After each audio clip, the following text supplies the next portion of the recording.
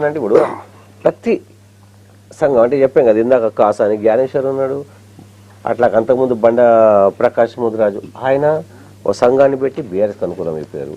So ఇప్పుడు కాసాని జ్ఞానేశ్వర్ బీఆర్ఎస్కి అనుకూలం అయిపోయారు. అంటే రెండు సంఘాలు, ఒక సంఘం మళ్ళీ ఈయన ఈటల అందరూ బీజేపీకి వచ్చారు. ఇప్పుడు మీరు కాంగ్రెస్ అంటే కులంలో సంఘాలన్నీ కూడా పార్టీలకు అనుబంధంగా పెడుతున్నారు. దాన్ని మీ ముదిరాజులు సపోర్ట్ చేస్తున్నారా?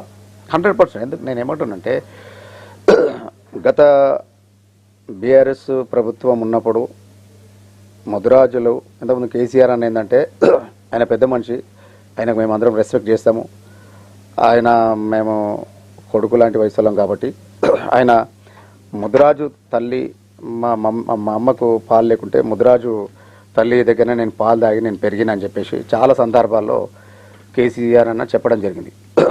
అట్లా అది మనం